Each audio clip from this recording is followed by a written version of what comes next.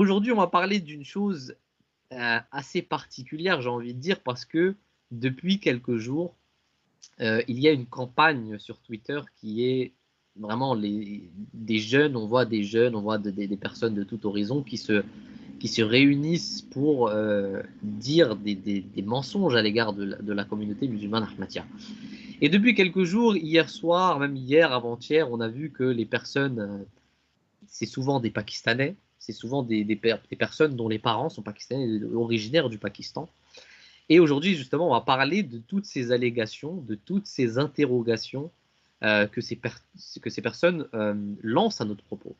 Notamment, vous croyez que vous êtes des musulmans alors que vous êtes des mécréants. Le Pakistan vous a décrété comme étant des non-musulmans, donc vous êtes des mécréants. Vous prétendez qu'un prophète peut venir après le saint prophète Mohammed sallam. C'est une insulte à l'égard du saint prophète, c'est ce qu'ils disent.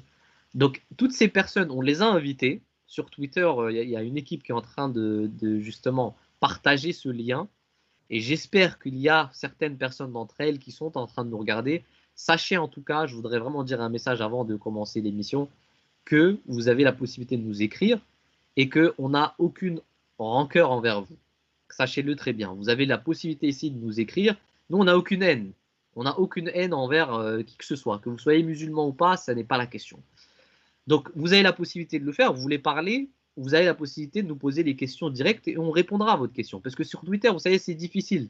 C'est difficile de donner des détails alors que voilà, il y a beaucoup de personnes qui commentent, etc. Là, vous avez la possibilité de poser la question directement à des personnes qui sont en direct, qui se feront un plaisir de vous répondre.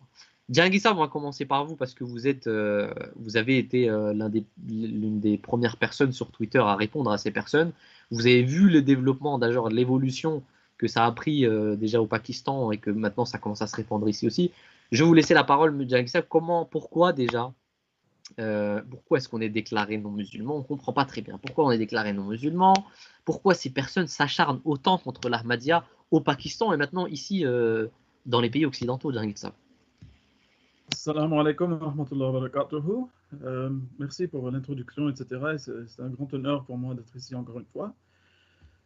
En fait, il y a beaucoup de personnes et surtout les jeunes, qui ne savent pas pourquoi on déclare, et tout le monde, hein, c'est les chiites, les soufis, les sunnites, les ahmadis non musulmans. Et surtout au Pakistan, aussi en Inde et d'autres pays, mais c'est surtout au Pakistan. Tout à l'heure, on pourra faire un petit peu, en bref, l'historique de tout ça. Mais ce que tout le monde doit savoir au début, c'est que, évidemment, il y a sûrement un point d'interprétation ou quelque chose, une croyance qui offense les musulmans à tel point qu'ils pensent que qu'il en va de leur devoir sacré que de nous déclarer, nous les gens qui croyons dans la véracité de la Jamaat al-Islamiyya al-Ahmadiyya, donc la communauté islamique Ahmadiyya, mécréants. Donc il faut ils pensent que ça c'est leur devoir que de le dire, que de le faire. Alors que ce qui est vraiment bizarre, c'est que, et ça aussi les jeunes ne le savent souvent pas, vous savez, il y a différentes communautés au sein de l'islam. Quand on dit, en général, les gens, quand on dit chiites, sunnites, ils comprennent un petit peu, oui, ok, d'accord, bon, les chiites se rangent un peu avec l'Iran, les sunnites se rangent plutôt avec l'Arabie saoudite, etc. Bon, ils comprennent dans les grandes lignes les différences entre les deux groupes, sans entrer dans les détails des croyances. Mais ce qu'ils ne savent pas, c'est que non seulement tous les chiites, sans exception, déclarent tous les sunnites en tant que mécréants, ils les déclarent mécréants, donc ce sont des kuffars, des personnes qui ne sont pas musulmanes selon eux, et vice-versa. Donc les sunnites disent la même chose des chiites. D'ailleurs, souvent, vous allez voir, ceux qui sont sur les réseaux vont voir que souvent les sunnites ne les appellent même pas chiites, ils les appellent les rafidis. Donc, toi, tu es un rafidi, donc c'est-à-dire tu es un chiite. Donc, c'est une façon désagréable, déplaisante de les désigner. Et ils font la même chose avec nous. Donc, nous sommes les Ahmadis, on nous appelle les Qadiani. Donc, c'est une façon dérogatoire de nous désigner, encore une fois. C'est péjoratif. Mais alors, ce qu'ils ne savent pas aussi, ces jeunes, c'est que non seulement les chiites, tous les groupes chiites, les imams, les ulamas des chiites, déclarent tous les sunnites égarés et kuffar, et vice-versa. Donc les ulama sunnites font la même chose avec les chiites. Mais les sunnites entre eux le font aussi. Et les chiites entre eux le font aussi. Donc ils ont des différends sur beaucoup de points de croyance, de dogmes, etc. Et ils n'arrivent pas à s'entendre. Alors quand ils ne s'entendent pas, les ulama d'une secte de l'islam, et quand je dis secte, ce n'est pas dans le sens péjoratif dans lequel on l'entend souvent en France. Là, je parle de secte en tant que communauté. Euh, on voit que donc une communauté chiite va dire que l'autre communauté chiite est aussi en dehors de l'islam. Et tous les sunnites se le font aussi. Alors, il y a des fatwas qui volent dans tous les sens, chacun désignant l'autre comme étant kafir. Alors, à la fin, ce qu'on remarque, c'est que personne ne peut être musulman. Exactement, on voit les Naqshbandis qui sont en train de traiter les Deobandis de kafir Voilà. et vice-versa. Ouais. Voilà, donc on a tout ça. Donc, ce n'est pas seulement les quatre écoles, les Maliki, Hanbali, Shafi'i et Hanafi, hein. Là, je parle des sous-divisions de ces écoles. Donc, vous avez différents groupes. Alors, avec ça comme toile de fond, maintenant, on est en train de dire il faut qu'on déclare les Qadianis, c'est-à-dire les Ahmadis, non musulmans eux aussi. Et on leur dit, mais écoutez, vous êtes vous êtes dans le business de vous déclarer les uns et les autres mécréants. Alors, ça, c'est juste un ajout, un petit ajout, une petite addition, c'est rien, quoi. C'est rien du tout. Mais il y a quand même une différence. Et la différence, c'est que lorsqu'un groupe au sein de l'islam a déclaré dans le passé un autre groupe au sein de l'islam comme étant un groupe égaré, mécréant, c'était entre ce groupe-ci et ce groupe-là. Les autres groupes n'étaient pas nécessairement d'accord. Pas toujours. Mais là, nous voyons vraiment qu'il y a unanimité. Donc on voit tous les chiites, tous les sunnites et même les gentils soufis qui se sont rangés du côté des chiites et des sunnites, alors qu'ils ne s'entendent pas d'habitude entre eux.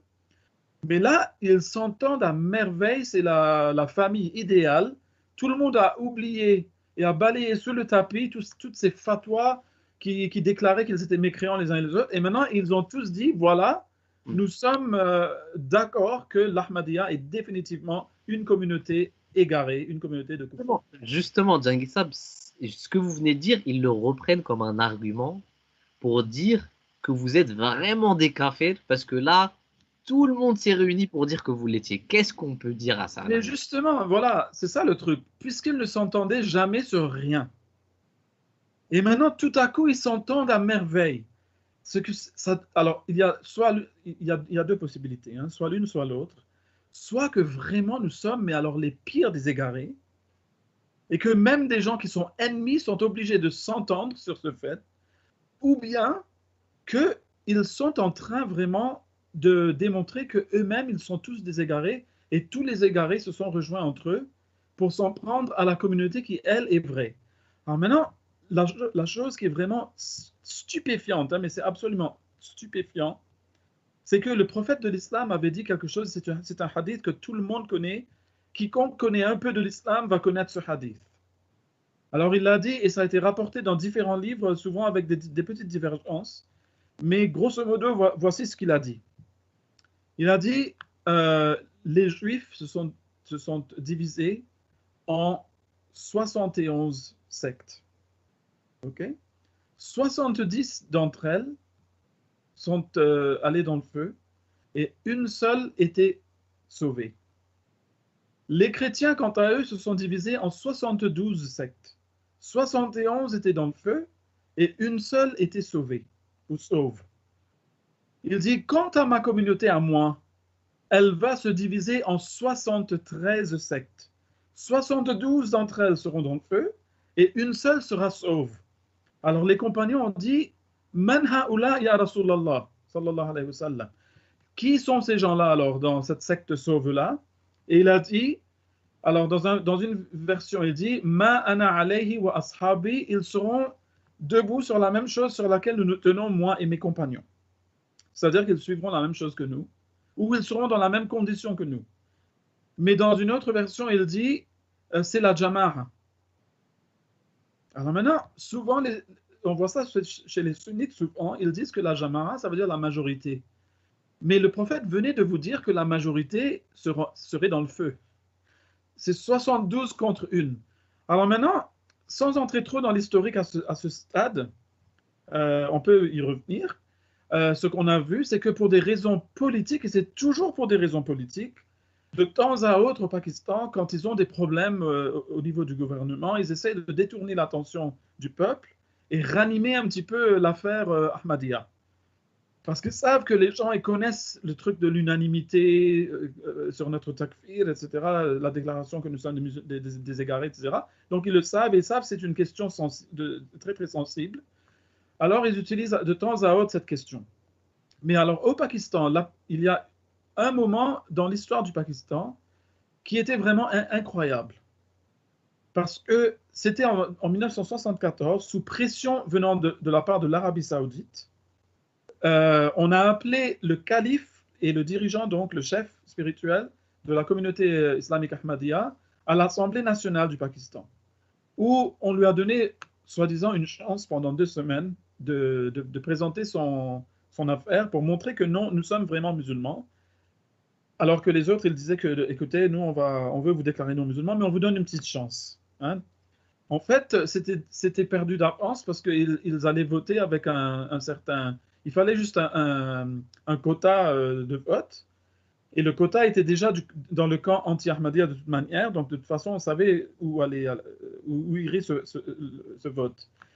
C'est-à-dire qu'ils allaient nous déclarer de toute manière non musulmans. Mais le truc, c'est que le calife de l'époque leur avait dit, écoutez bien, n'allez pas dire le contraire de ce qu'avait dit le prophète Mohammed sallallahu alayhi wa sallam.